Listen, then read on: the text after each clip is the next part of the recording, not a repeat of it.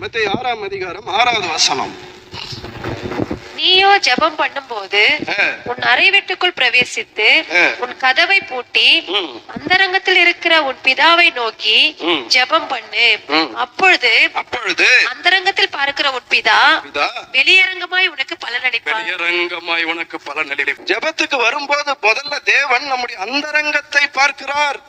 மனுஷங்களுக்கு நம்முடைய அந்தரங்கம் தெரிஞ்சா பிரச்சனை இல்லையா? என்ன செய்வான்? உடனே மிரட்ட ஆரம்பிப்பான். பார், உன்னுடைய அந்தரங்கம் என்கிட்ட மாட்டிச்சு, இவ்வளவு பணம் கொடு, இந்த காரியத்தை எனக்காக செய் அப்படின்னு நம்மை மிரட்டி பணிய வைத்து அவனுடைய காரியத்தை சாதிக்க பார்ப்பான். அவனுக்கு அந்தரங்கம் தெரிய வந்தா பிரச்சனை.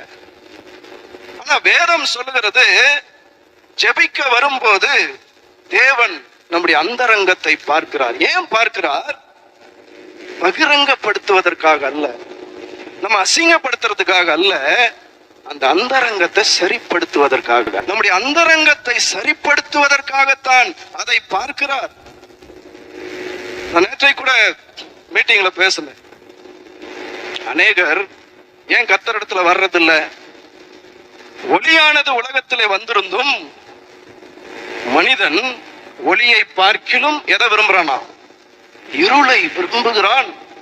அதனாலதான் கடவுள்கிட்ட வரமாட்டுறான் அவன் அப்படின்னு பைபிள் சொல்லுது. யோவான்ல இன்னொரு காரணம் சொல்லுது ஏன் மனிதன் வரமாட்டான் கடவுள்கிட்டன்னா, தன் கிரியைகள் கண்டிக்கப்படாதபடிக்கு தேவனிடத்தில் வராது இருக்கு. அவன் என்ன நினைக்கிறான்? என் கிரியைகள் கண்டிக்கப்படக்கூடாது, யாரும் என்ன தப்புன்னு சொல்லிடக்கூடாது, நீ செய்யற தப்புன்னு சொல்லிடக்கூடாது, என் அந்தரங்கத்தில் இருக்கிற தப்பை யாரும் சுட்டி காட்டிடக்கூடாது. அதனால தான் அவன் தேவனிடத்தில் வராது இருக்கிறான். ஆனால் வேதம் சொல்லுகிறது, நாம் தேவனிடத்தில் வரும்போது முதல்ல அவர் கை வைக்கிற இடமே எங்கன்னா நம்முடைய அந்தரங்கம். ஏன்னா அவருக்கு நல்லா தெரியும்,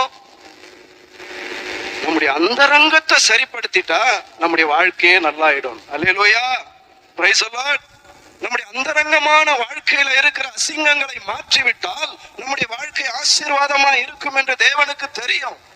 நம்முடைய அந்தரங்கமான பாவத்தை விட்டு நம்மை மனம் திரும்ப வைத்து விட்டால் நம்முடைய வாழ்க்கை ஆசீர்வாதம் ஆயிடும் அவருக்கு தெரியும். நம்ம அந்தரங்கமாய் அவருக்கு விரோதமாய் செய்கிற காரியங்களை விட்டு வெளியே வந்துட்டா நம்ம நல்லா ஆயிடுவோன்றது அவருக்கு தெரியும். அதனாலதான் முதல்ல அங்க கை வைக்கிற